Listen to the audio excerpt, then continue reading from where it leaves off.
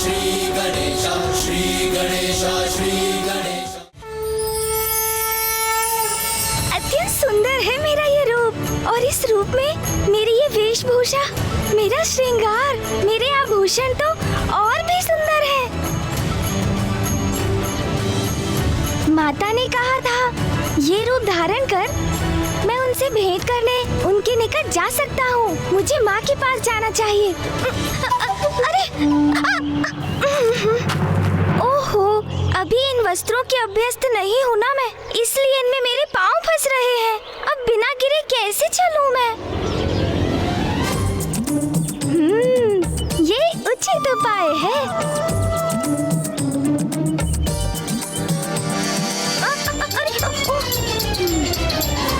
ओहो, फिर लड़खड़ा गई मैं। इसे थोड़ा और ऊपर पकड़कर चलती हूँ।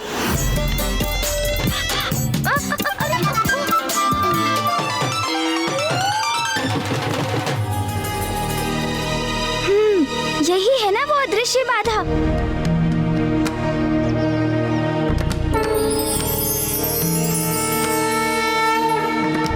अब तो उसे पार कर आगे बढ़ने में मुझे तनिक भी कठिनाई नहीं।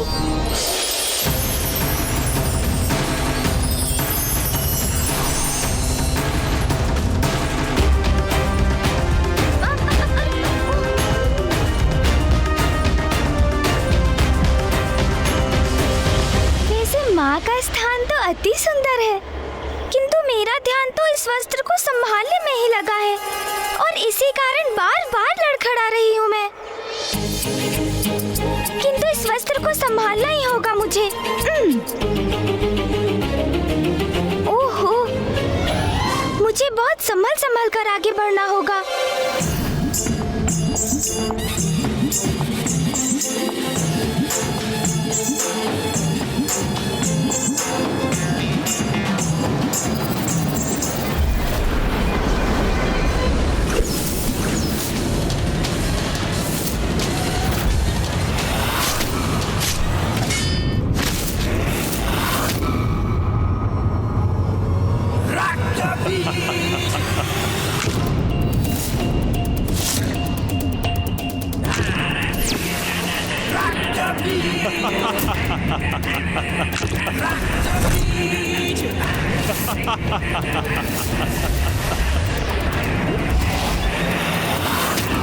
ये क्या?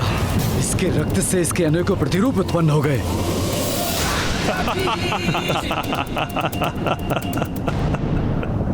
देखा वरुण देव, तुम मेरा जितना रक्त बहाओगे उतने ही प्रतिरूप अपने समक्ष पाओगे।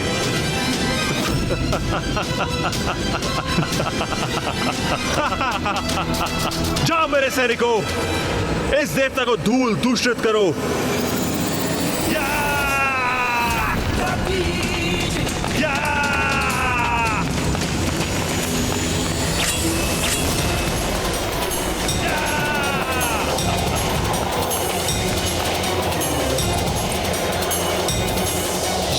ये क्या? मेरा खड़क कहाँ जा रहा है?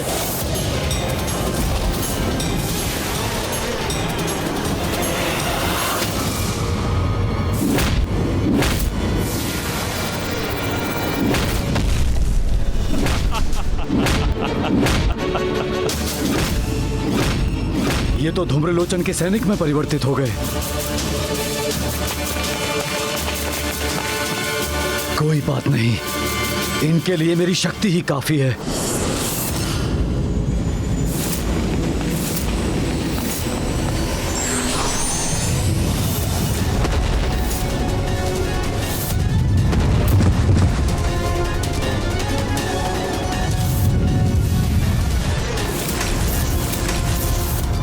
दुष्टासुर, तुम कुछ भी कर लो, किंतु तुम्हारी ये कपट योजना अब मैं सफल नहीं होने दूंगा। अब मैं अपनी अन्य दिव्य शक्तियों से तुम्हें भस्म करूंगा। कब तक रोक पाओगे हमें देवताओं? स्वर्ग लोक तो हम लेकर ही रहेंगे, बस कुछ ही क्षणों की बात है।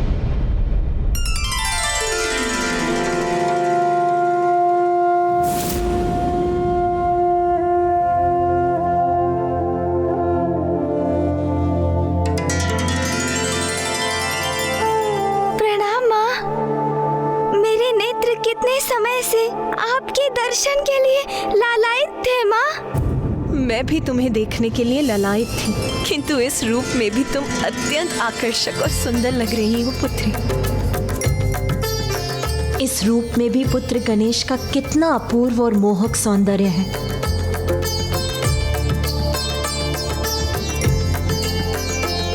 किंतु इसने साड़ी को ऐसे क्यों पकड़ा हुआ है? ओह, इसकी साड़ी उचित प्रकार से बंधी जो नहीं है।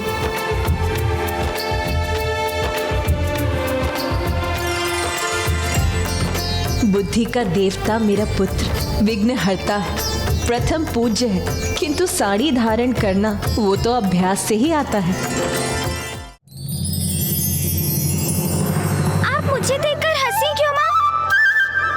क्या मेरा ये रूप सुंदर नहीं है? क्या मैं विचित्र दिख रही हूँ?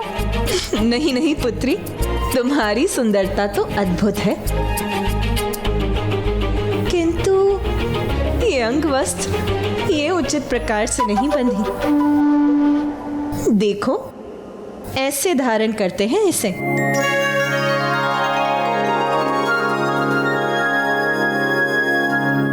पुत्री, ये तो मेरा सौभाग्य है कि मैं तो अपनी पुत्री को प्रथम बार अंगवस्त्र धारण करना सिखा रही हूँ। ये पल एक माँ और पुत्री के जीवन का सबसे अमूल्य पल होता है।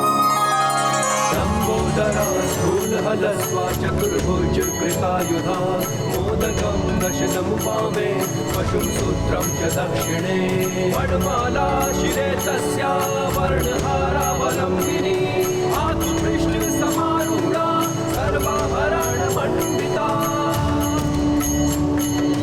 विनायकी महादेवी गजचर्म परीक्षिता विनायकी महादेवी। लो, अब तुम्हें चलने में कोई कठिनाई नहीं होगी।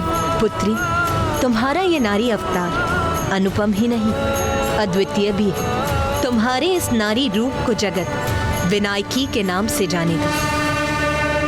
अब मैं समझी माँ कि आपको, मामी जी को, बुआ जी को तैयार होने में इतना समय क्यों लगता है। ये पायल, ये झुमकियाँ, ये वस्त्र, आभूषण और श्रृंगार समय अवश्य लेते हैं, किंतु कितने सुंदर भी तो लगते हैं ना। कितने भी सुंदर क्यों ना हो, किंतु मेरी पुत्री विनायकी से सुंदर नहीं हो सकते।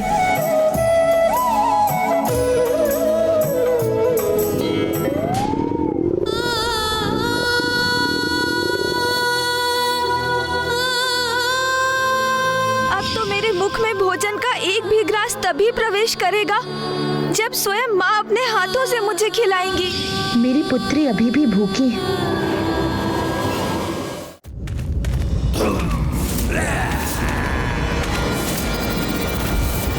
स्वर्ग लोक में आकर हम देवताओं को चुनौती देने की धृष्टता कर रहे हो तुम।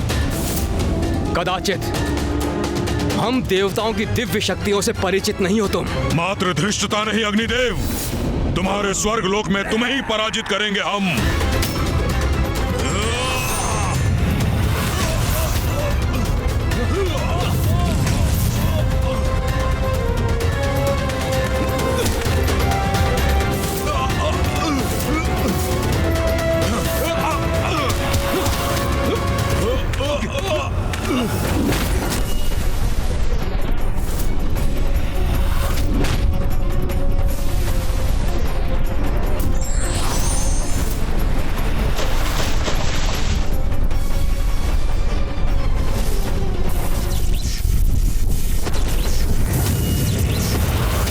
वायुदेव, हमारी विद्युत शक्ति का सामना नहीं कर सकोगे तुम।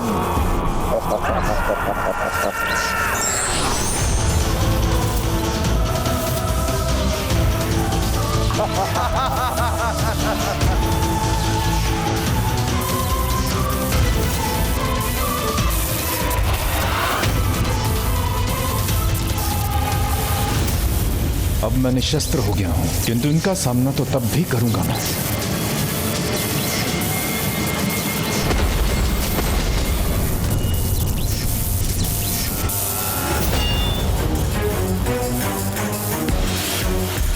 दुस्साहसी निशुंभ, आज तुम्हें तुम्हारी उद्दंडता का दंड दूंगा मैं। मेरे प्रचंड बल और मेरे तेज का सामना नहीं कर पाओगे तुम।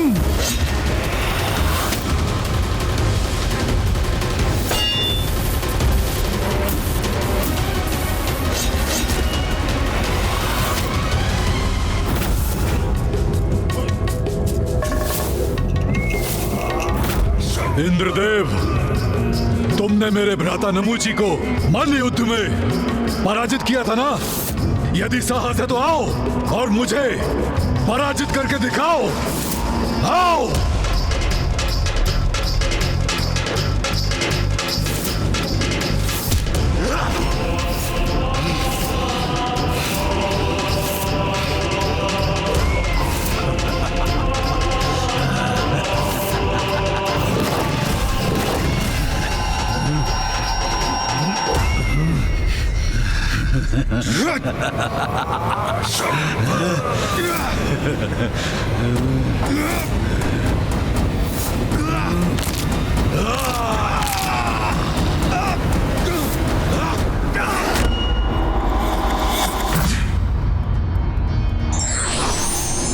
पार्वती के मन में ये कैसा हट कर लिया था तुमने पुत्री?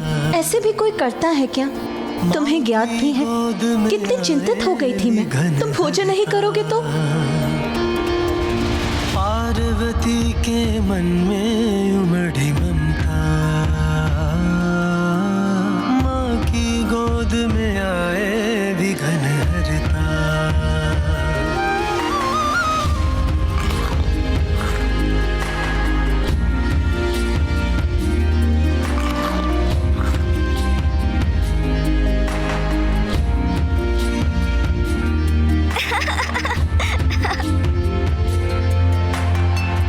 क्या हुआ पुत्री? तुम हंस क्यों रही हो? माँ, अब तो मैं पूर्ण रूप से तृप्त हो गया। मेरा अर्थ है तृप्त हो गई।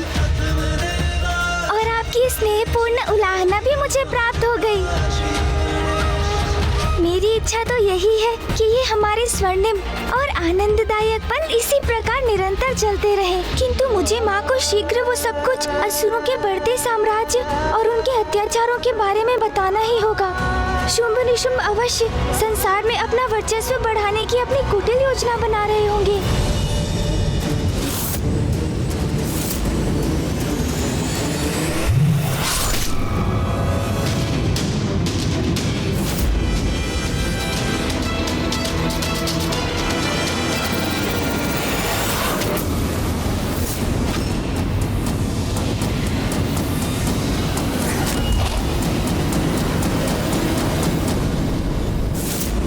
आओ मित्र देवराज, आओ लड़ो मुझसे, वार करो मुझ पर।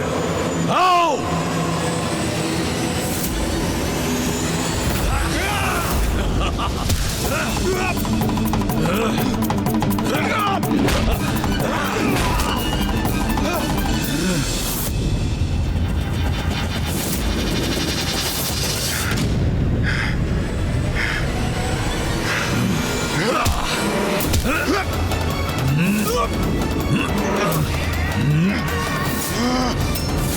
साहस है तो अब मेरे दिव्य ताप का सामना करो निशुंभ।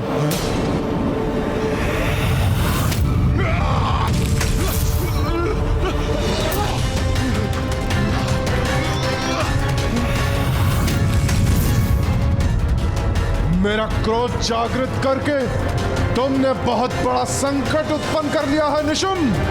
अब मेरा तेज ही मेरा शस्त्र बनकर तुम्हें पराजित करेगा।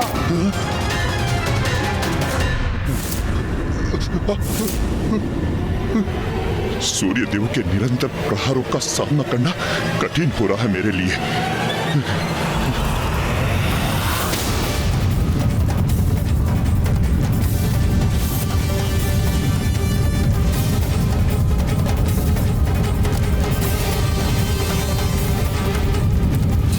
इसके बढ़ते तेज से मेरे नेत्र चौंधिया रहे हैं।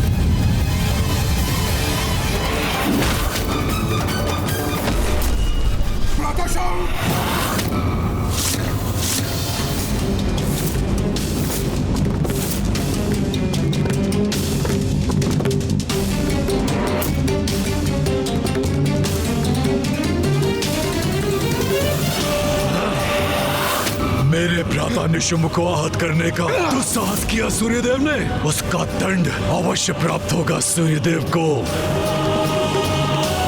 अब असुर महानायक शुंभ के क्रोध का ऐसा ज्वालामुखी फटेगा जिससे देवता अपना बचाव कदापि नहीं कर सकेंगे। मुझे ज्ञात है शुंभ, तुम्हारे वरदान के कारण मैं तुम्हारा वध नहीं कर सकता, किंतु जैसे तुम्हारे अग्रज नमूची का वध किया था मैंने, वैसे ही तुम्हारा भी अंत करने का प्रयास तो कर ही सकता हूँ मैं। और यदि मैं उसमें असफल भी रहा तो आहत तो तुम्हें मैं अवश्य करूंगा।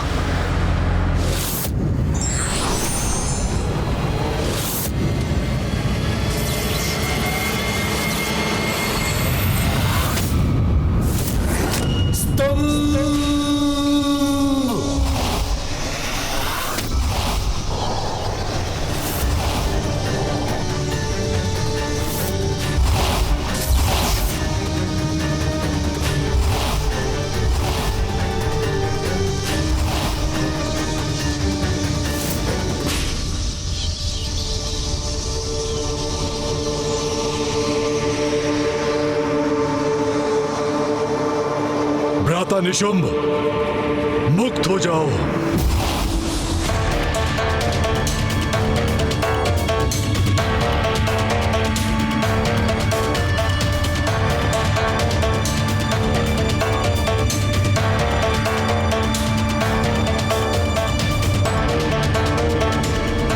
स्वर्ग होगा हमारा और वहां के बंदी होंगे ये देवता।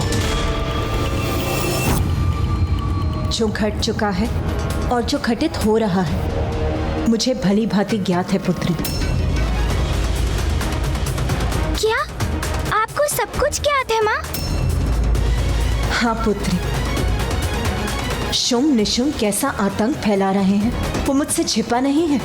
माँ, मैं और भैया यही समाचार आप तक पहुँचाने के लिए आपको ढूंढ रहे थे, क्योंकि हमारे अनुसार वो दोनों दुष्ट शुंभ और निशुंभ अवश्य स्वर्ग पर अपना अधिकार स्थापित करने के लिए किसी कुटिल योजना का निर्माण करेंगे और जिसे आप ही रोक सकती है माँ।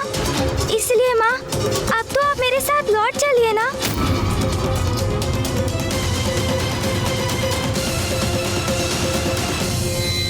नहीं पुत्री विनायकी, मैं तुम्हारे साथ नहीं आ सकती। किंतु क्यों माँ? किंतु परिस्थिति बहुत विकट है। उन दोनों दुष्टों के कारण कभी भी कुछ भी हो सकता है। उसके लिए मुझे कहीं जाने की कोई आवश्यकता नहीं है पुत्री। शुंभ निशुंभ का दुष्कर्म स्वयं उन्हें मुझ तक खींच लाएगा। पुत्री, ये भी स्मरण रखो, तुमने अपना विनायकी रूप मुझसे भेंट करने के लिए धारण नहीं किया है। इसके पीछे एक बहुत बड़ा कारण है। बड़ा कारण? कैसा बड़ा कारण माँ? अब समय आ गया है कि त्रिदेवों और देवताओं के भीतर निहित नारी शक्ति प्रत्यक्ष रूप में प्रकट हो और शुंभ के भीतर छिपी नारी शक्ति भी बाहर आने पर विवश हो जाए, जिससे शुंभ और निशुंभ का वध हो सके और संसार इन दुष्टों के आतंक, दुराचार और अत्याचार से मुक्त हो जाए। शुंभ निशुंभ का वध करने के लिए हमें अपनी नारी शक्ति को उजागर करना होगा। किंतु माँ, जब मैं असुरों को पराजित कर सकती हूँ, नर रूप में आपकी सहायता कर सकती हूँ, तो मुझे स्त्री रूप धारण करने की क्या आवश्यकता है ना? मेरा तो नर रूप ही पर्याप्त है ना माँ? विनायकी, नारी की शक्ति को कभी कम नहीं आंकना चाहिए। माँ के रूप में नारी एक कोमल हृदय, जनदायिनी, पालनहार होती है, तो दुष्टता की अति होने पर नारी अपने उग्र और कठोर रूप में दुष्टों का संहार करने में भी सक्षम होती है। किंतु माता, मैं अन्य देवताओं को कैसे विश्वास दिलाऊंगी कि उन्हें भी अपना नारी रूप धारण करना होगा? ये उत्तरदायित्व तो अब तुम्हारा है विनायकी। अपने समान अन्य देवताओं में भी नारी शक्ति को जागृत करो और शुंभ निशुंभ को मुझ तक आने को विवश करो, जिससे मैं उन्हें नारीत्व का उचित अर्थ बता सकूं और नारी के प्रति उसके किए अत्याचारों के लिए दंड दे सकूं। मुझे ज्ञात है कि माँ मुझे क्या करने के लिए निर्देशित कर रही है, किंतु मैं उस कार्य को पूर्ण करूंगी कैसे?